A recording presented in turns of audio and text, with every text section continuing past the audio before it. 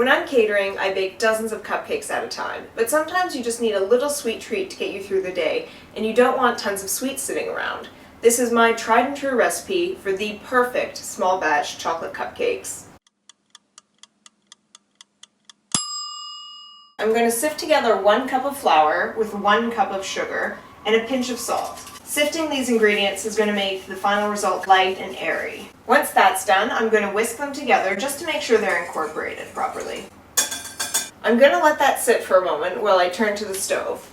I'm heating up 6 tablespoons of cocoa powder with half a cup of oil and just whisking it together. Heating the cocoa in the oil is going to make the resulting cake a lot richer chocolate tasting. Once that's warm, I'm going to add half a cup of hot, fresh brewed coffee. And you can use instant coffee if you like. Boil this on the stove for about 30 seconds, just so everything gets incorporated.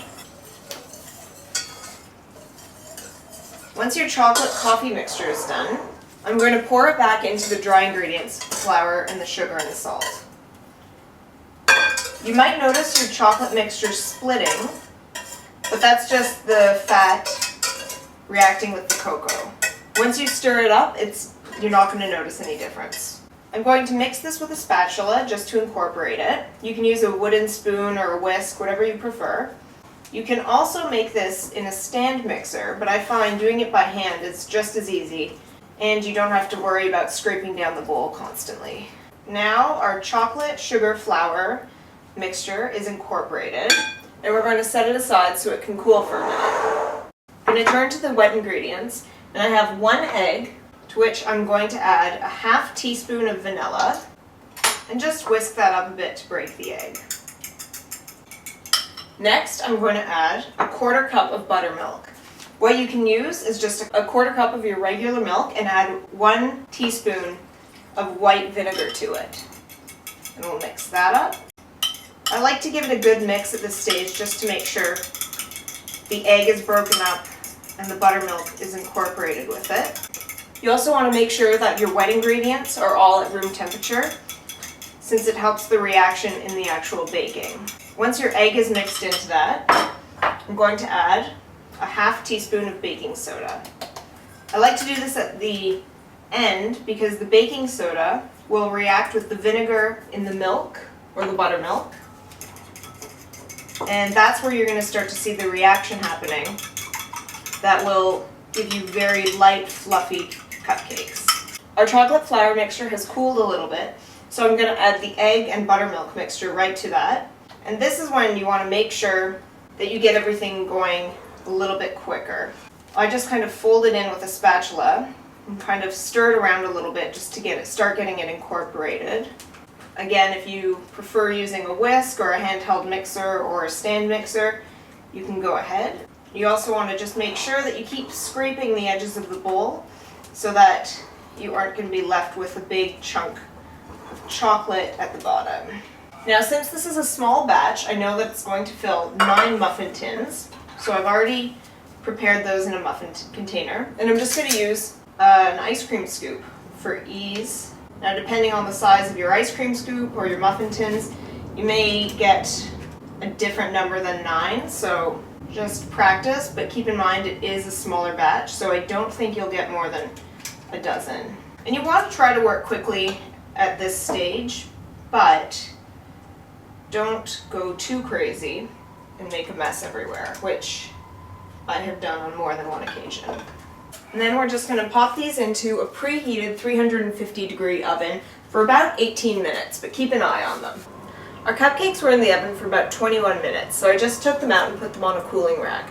They smell incredible and I can't wait to get into them. Now, because I'm not in my regular kitchen, I don't have my stand mixer to whip up a batch of buttercream to serve with them, so instead I'm going to make a thick caramel to drizzle on top. This is how I do it. To start my caramel, I'm heating up a half cup of regular table sugar over medium to high heat in a large saucepan. Now, you don't want to touch this because it's going to make it crystallize, so you just let the sugar sit and slowly heat. If it starts heating too quickly and most of the sugar hasn't melted, just drop the heat a little bit. And do not touch this, it will scald you, so make sure you don't have any distractions, no children or pets running around while you're making caramel. To make sure all the sugar melts evenly, I'm just going to drop the heat to a medium-low. Now if you're using a larger volume of sugar, you want to make sure you do this as well, so that the sugar doesn't scald before it all melts. Once all your sugar has melted and has gotten caramelized enough, you pour in a half cup of heavy cream. This is going to stop the cooking and prevent your caramel from burning. Then you just stir it in. I've already turned off the element. The only heat is from the pan and residual from the element. So for this caramel sauce, I've added equal amounts sugar and whipping cream. Turn the heat back on to medium-low or medium-high, just so that it all comes together. And remove it from the element.